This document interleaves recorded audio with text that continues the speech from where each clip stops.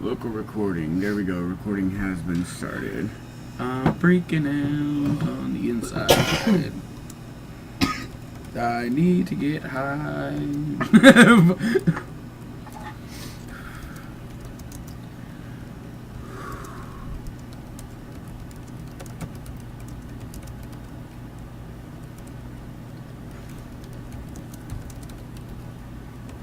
Oh shit!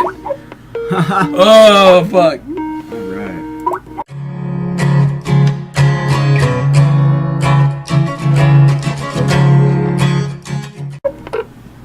Alright. What's Hey, up? Oh, that's, I was just getting this set up. It looks like we got the screen cap right. Alright. And it's recording.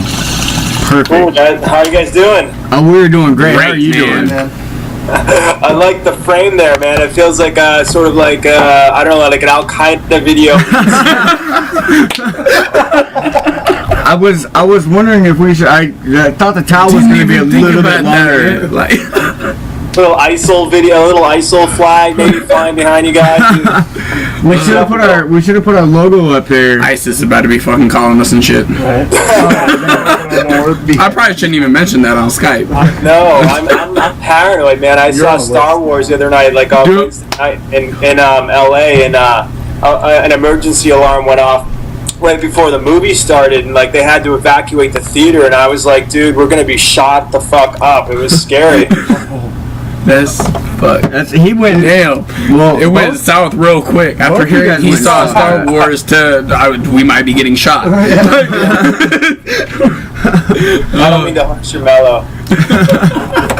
They went south. So we got Charles over in the corner over Kind of had there. a friend lean. How's it going there? How are you, man? And we're live on Periscope, so we can start the interview. Tom BZ's on there. First question, obviously, how what was the inspiration for making you want to do Deborah Logan, making that video? I just have a fantasy of seeing 80-year-old naked women. He makes a good point. I mean, I'm terrified of Alzheimer's disease, and I had written a script, a Western that Guillermo del Toro had optioned, and while I was waiting for him to go make that movie, I was like, shit, I gotta make a movie. And so The Taking was just an idea that I had that I figured I could go and make cheaply, you know.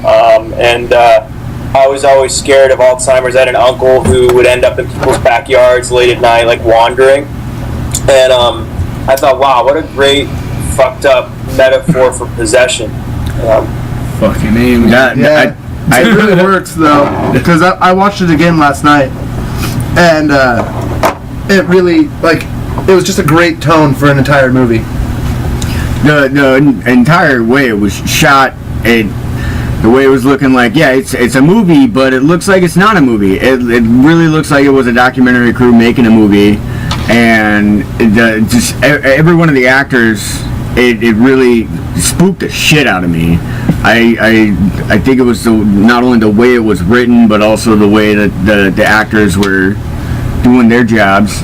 It was a damn good movie. Jill Larson is incredible. She is, I don't know if you guys know, but she was the scary woman in the Shutter Island trailer. She goes like this.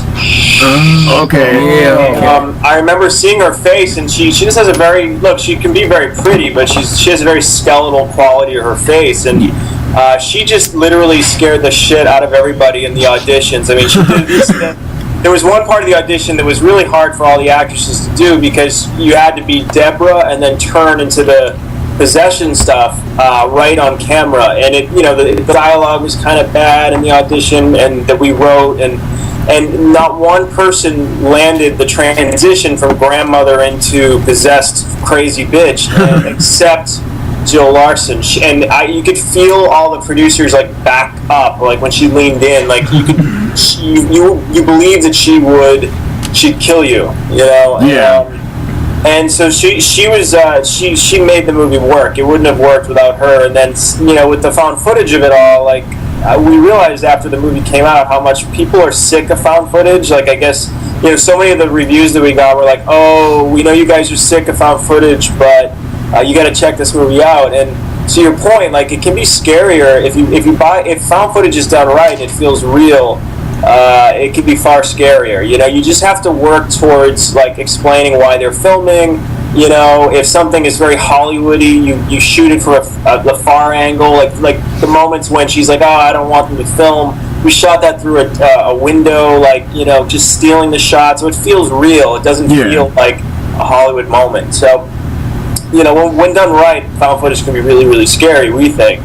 But now my writing partner and I are like, oh man, we can't keep writing found footage movies. So I think it was. I would watch another one. that literally when she started turning into, and you started realizing that there was something going on besides Alzheimer's.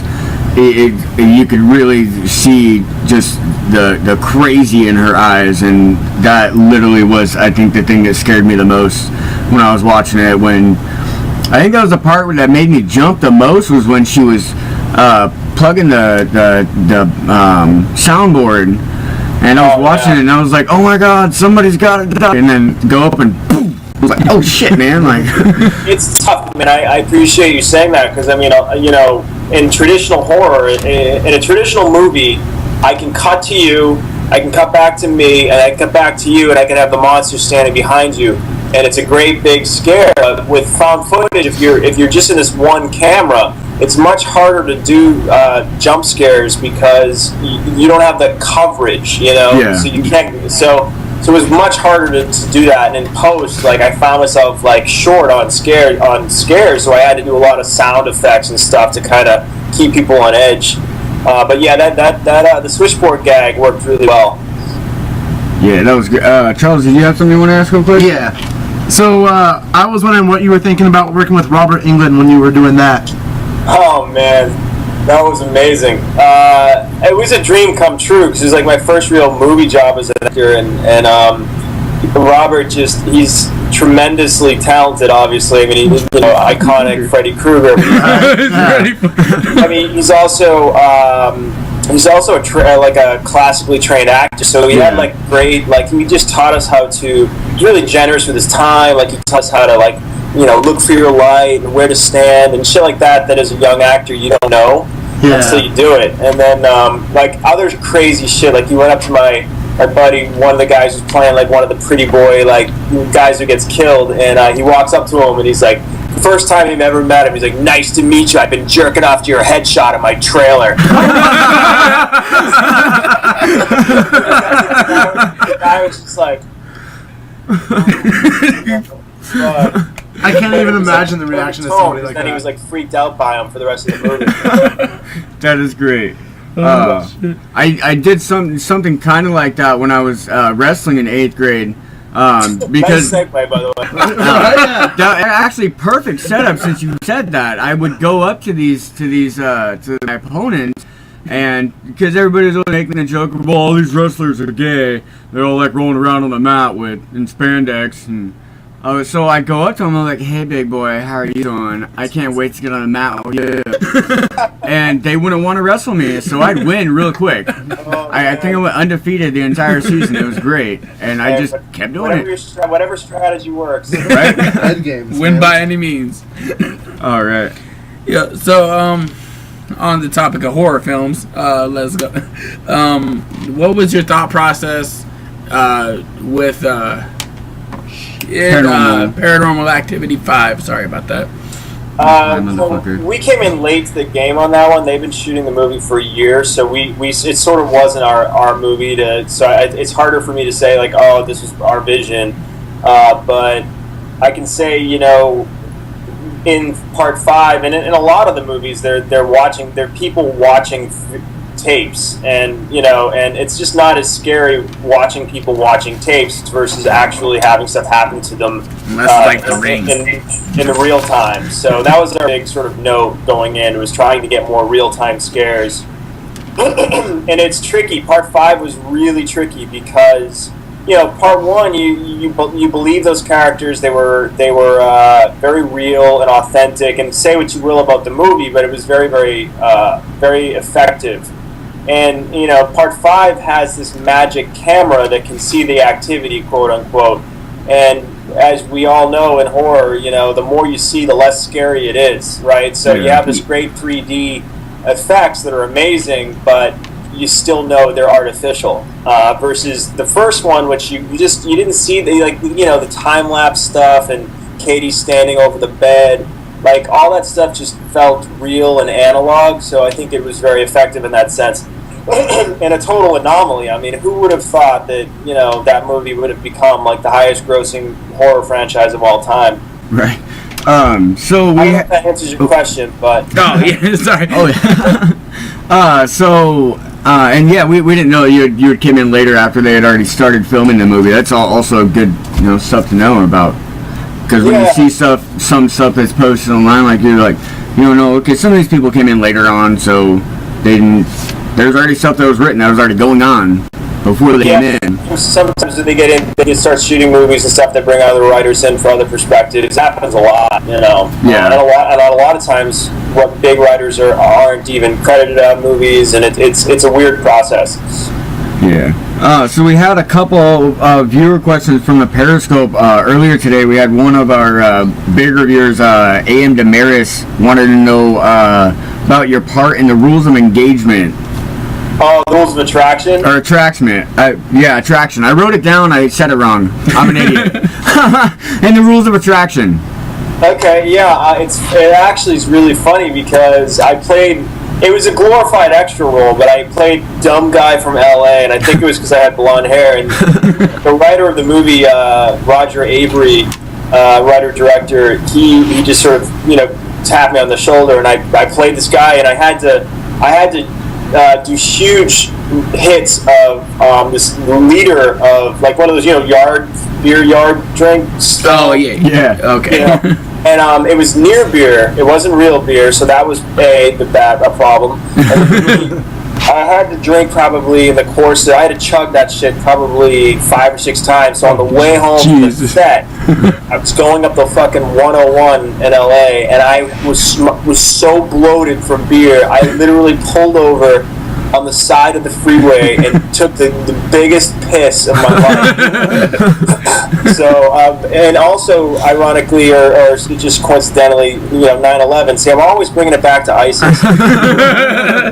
happened while we were filming. So it was. I just remember watching the towers and shit. And we were filming the end of the world party, which is everybody's supposed to be really happy and partying their asses off, and the towers had just come down, so it was a really weird day. Oh, I could imagine. Well, I couldn't imagine. Well, the weirdness, man. So another viewer question was from Atson Fowler. He's actually also filming a movie this next year. He wanted to know Batman or Superman. I mean, I worked on Superman Returns, so I'm a little partial. I mean, I relate more to Batman. I just think the darkness and just sort of the practicality of it all. I mean, Superman's sort of like the patron saint of goodness, but I mean, who didn't want to fly when they were a kid? Who didn't want to have X-ray vision? And so I mean, that's a toss-up for me, and I'm very dubious about the new movie. And if I had to bet, I'd say Wonder Woman. There you go. That's a perfect setup for the next question. How do you feel about when we had a question from Lou Rose Gold, Wonder Woman looking more so like Xena? Hey man, I mean, it's a hot costume, but yeah, I mean, I for somebody who has worked with Bryan Singer and the X-Men world and done stunts on X-Men, I'm not the biggest comic book guy, so I'm sort of ashamed to admit that, but I'm all for a hot aesthetic and a hot lady, so Gal Gadot is just the perfect.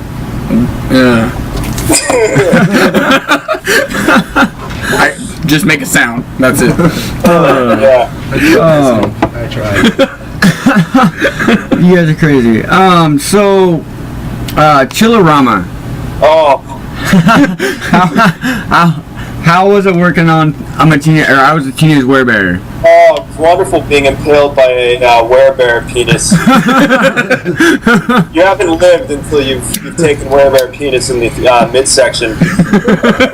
I was gonna say that. Now, honestly, I knew I knew what type of movie it was supposed to be, and now literally it was just fucking hilarious. I love the entire thing. God damn it. My grandmother was like, Adam, are you ever gonna make a movie the kids can see? Oh, maybe. We had something else here. Okay, from Ernest, 1989. He was wondering, did anything happen after Paranormal Activity 5 when you guys were working on that? Like some of the other scary movies, there was always weird shit that was going on. Was there anything like that happened, like on set, after anything? No, but I will bring it back to 2001 Maniacs, because there was something that happened there. I mean, we were shooting, the Paranormal Activity was shot in Thousand Oaks, these big McMansions, so those houses were all new. But there was a weird event on the set of 2001 Maniacs Part 1. We shot in a place called Lumpkin, Georgia, and there was an antediluvian, it was like a Civil War camp that literally you had buildings that were 200 years old, and one of the security guards late at night was super freaked out, because basically Pleasant Valley was down in this like valley literally, and the security guard was out at night, he could hear like war cries and muskets going off and somebody screaming, and he was like so convinced that there was a group of people down on the set when it was struck for the night and nobody was there, so we had to like replace a security guard because he was convinced that there were ghosts down there. So that actually happened. Shit.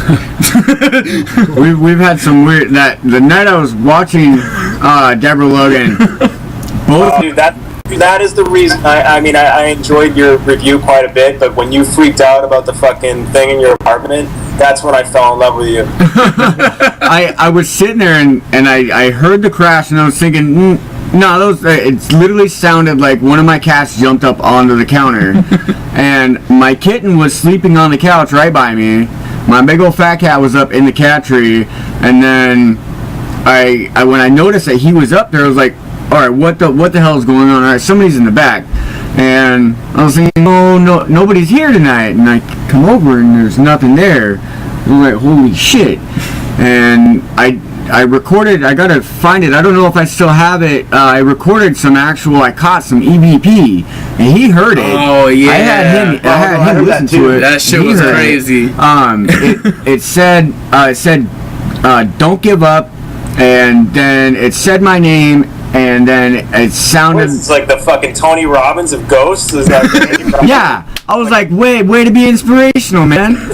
But the first thing I caught, it's on my Instagram, and I was playing one of my songs that I wrote, and I just got done writing it and liked how it was sounding. And I went back the next morning after I posted the video, and I saw this thing going in, an orb going in front of my face on the video.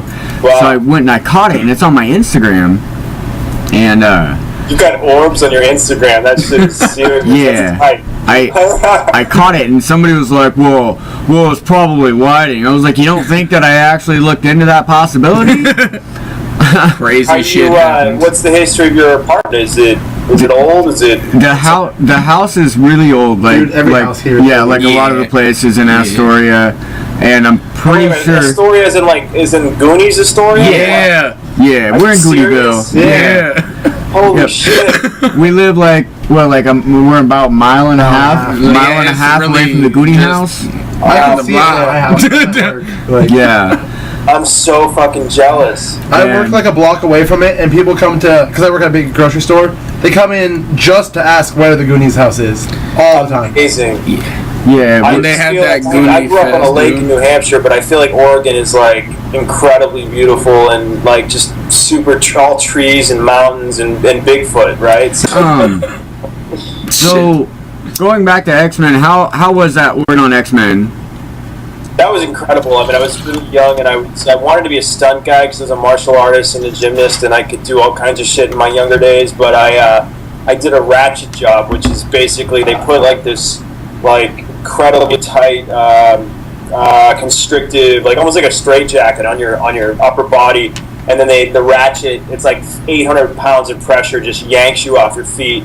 and I was standing behind Halle Berry in the train station, and then Sabretooth comes up and hits me and knocks me off screen, and it was awesome. I mean, it was just such a dream come true. I was working with Ray Park, who played Darth Maul in Star Wars, and he was showing me all kinds of wushu moves, and it was great.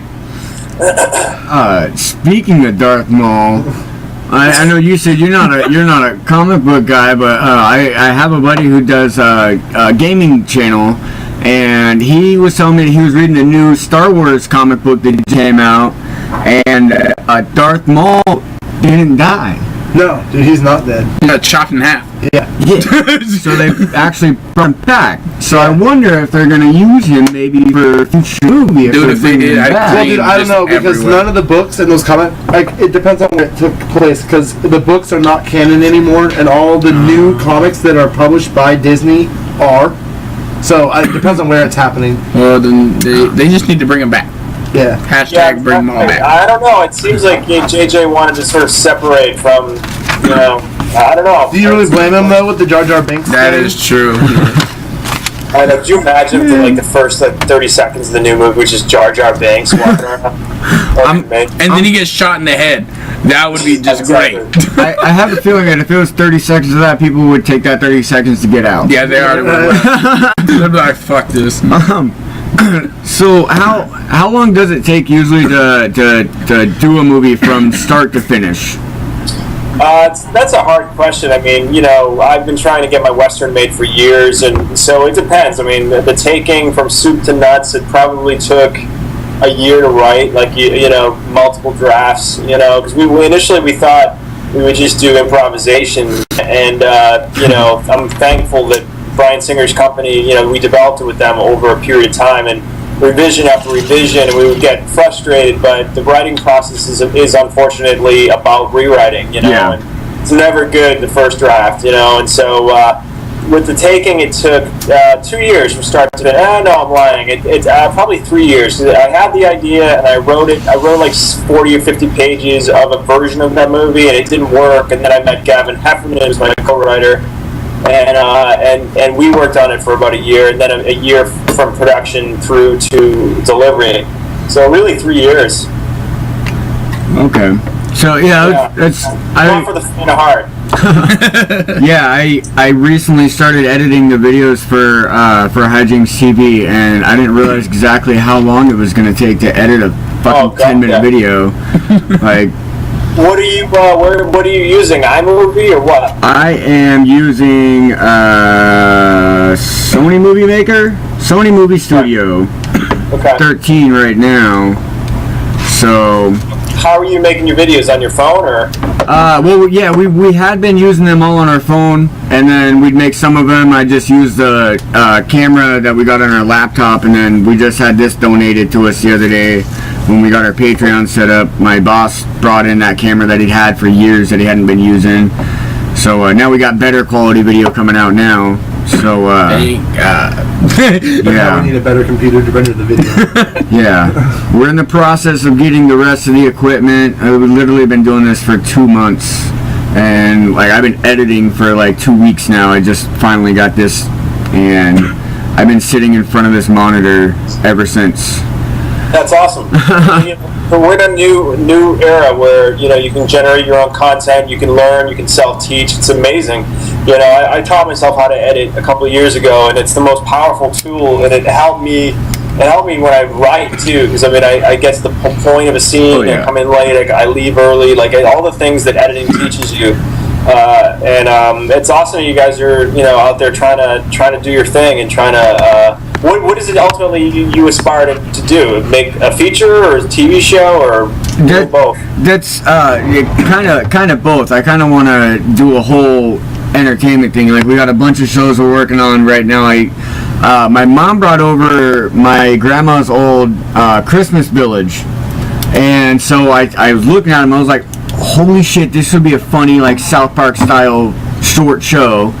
And so I just filmed a bunch of little scenes with just these people just saying obscure things, just cussing at each other, and I threw that together, and I was like, you know what, this would actually work, and I can film it all on my phone well, now I can do it with the camera and get better video, and just cut that all together. So it's going to be a bunch of different animated, if you will, shows. We got like talk shows that we're doing, so it's going to be like a channel, and essentially start pitching stuff to networks.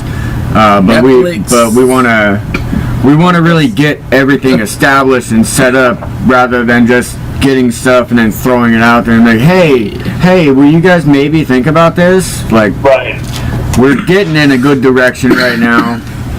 It's amazing. I mean, my buddy's a photographer, and he photographs Kylie Jenner, and it's like she has like 40 million followers on Instagram. And like that, you look at like the numbers of like a TV show now. You're lucky if you're making 1 million, viewers. So Yeah. to have that much of a captive audience, it's crazy. So she gets paid like money to put products in her Instagram feed. You know what I mean? And, so we're in this new era where guys like you on YouTube can, start putting content up and build an audience. And the trick is your content has to be funny and relevant and grab people's attention, and because there's thousands of, they're saying there's going to be an explosion now of like there's too much content, and then like people aren't going to be able to, like, I don't know, Netflix greenlit like 30 shows, crazy amount of content. A lot with Marvel. And I don't know if all of this new content is going to find a home, or if it's just going to kind of go up on the web and just sort of sit there. Right. That's like we've got stuff we're working on, so we're planning stuff now, and then trying to get stuff set up so we have enough stuff so later on in the year we can start planning more stuff. So it's a constant rotation of the show, and then we'll just have those set up throughout the year. So we, at this time of the year, we're filming for this time of the year we're filming for this, and still getting everybody on board. Awesome. So it's coming together though. We finally got a camera, we finally got our Patreon set up after a couple months, and got a tripod. Got a tripod. Right. Starting to get more shit. It's steps. And It's been happening. fun. Baby It's been steps. fun. It's hilarious, man. It's a very Cheech and Chong sort of quality. Like I haven't smoked pot in a long time. I usually get paranoid and fucking neurotic, and then I'll eat like enough food to like I'll have like a distended stomach. And but the bud on the West Coast when I first got here from Massachusetts was insane. Like I remember smoking. I took my first like bong rip at USC, and it was like kind bud versus the swag that we used to get back in the East Coast. And, dude, I was so lit. I mean, this chick turned into Chewbacca, and I was just like, I fell into the floor, like I couldn't even move it. So, do you guys blaze every day? Yeah. Pretty much. Yeah. Anytime I'm not at work. Nice. I'm the unaverage stoner. Like I smoke weed and I get hyper. I start going. I Do shit. I get focused. This motherfucker has been like on crack for 3 days with this damn. I actually. They're not really on crack. But yeah, but not really. It was no. I sous chefed at a restaurant a few years ago, and the owners actually told my brother, who was head chef and the main manager, that nobody could smoke weed anymore while on shift because there's too many people going downstairs and doing it. However, tell Matt that he can smoke weed as long as he's not letting anybody else do it with him, because I've seen him cook when he's not stoned, and I've seen him cook when he is stoned, and his food is way better when he's high. It's like Shaggy and So Scooby. if he's not high, tell him to go downstairs for 5 minutes, smoke a bowl, and then get his ass back up on the line. Because I could run a $3,000 line by myself, no problem, while I was high. Amazing. But The power of weed, man. No, I know. Some of my collaborators that smoke, and they can get, for like full on like writing, it's harder. But like for like organizing and writing and creative bursts, like they get stoned. And I know writers who get super fucking blazed and work well. My initiative away. Like I'd rather just fuck. I'd be like, oh fuck it, just sit on the couch. Like I don't definitely takes my my drive away. But more power to you. oh Yeah, yeah, like half and half sometimes. Like I'll really be able to like write But then other times, like, fuck it. I just throw on Netflix and pass out. Well, nowadays, since it's legalized, I can go down and choose what kind I want every single time. I always just get the stuff that will make me hyper. It is every time, you know. Well, that's where I'm like good, man. Indica versus sativa. Yeah. Oh, yeah. Yeah, like even then, like I've gone in there, I'm like, all right, man, give me one that's gonna put me to sleep, and I'll smoke like 2 bowls of it, and I'm like, all right, man, where can I go? I couldn't imagine you on meth.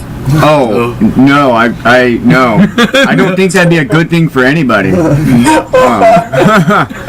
That might be the thing that like sends me from that haha to that oh my god. Oh, they'll be making serial killer movies about me if I did that. Yeah. Oh, but yeah, I got really stoned last week, and I think I cranked out about 20 pages of script for a couple animated shows that we're doing, and then I drew out all the storyboards for it that we're using for the animated shows. And nice. Which, not to toot his horn or some shit, but them shits were hella funny. Like, they were pretty funny. They were really funny. I can't wait to do it. Like, I just hit my funny. Oh yeah, the script I was writing. You guys all from that area? Yeah, I was born in Virginia and then moved out here with my mom when I was like 5 months old or some shit. I don't remember. Yeah, I've lived here since I was 3. Yeah, I was born in Boise, but then like when I was 5, after my mom died, None of us were born here. And then I've been here since. But I grew up here, you know, like everything. Oh yeah, definitely. Yeah. I love him on the right frame. Right, I can't see him. He's like the neighbor. He's Voice of God. I can't hear his voice. Neighbor.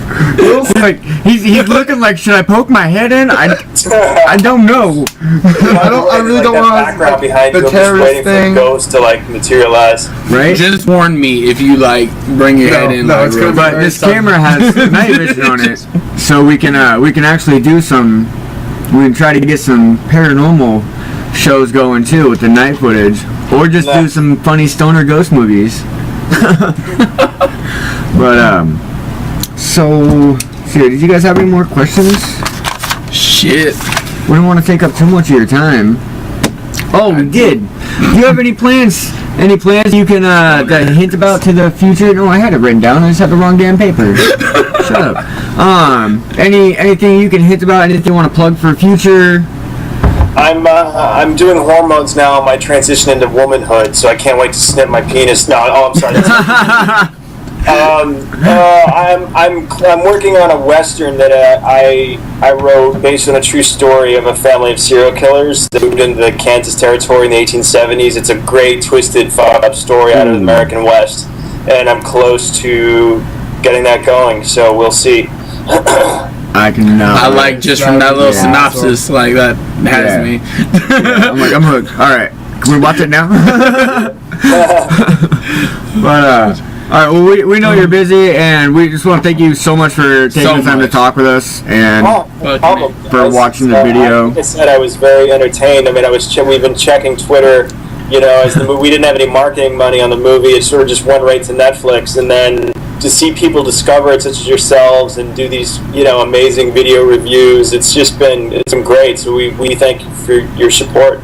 Yeah, totally. I'm always going to share the hell out of it. Yeah, definitely. And maybe I'll send you a message on Twitter, and we can set up for a few months down the road another interview for follow-up, see what you've been doing, and yeah, thanks again for talking to us. Definitely. It's been actually went a little bit better. I thought we were gonna fuck this up. Yeah. We were sitting here like right butterflies, man. Oh my god. Like, okay, he accepted. Do we hit call yet? And then like Windows come, we're like, oh my god.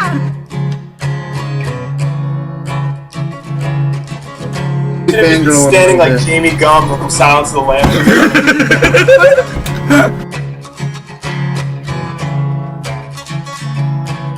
Precious. Like, That would have been great. end the fucking interview real quick.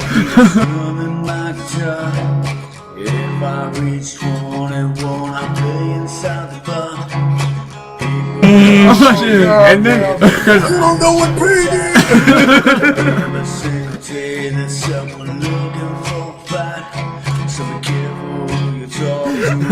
oh, I think we would have just sat here and watched it.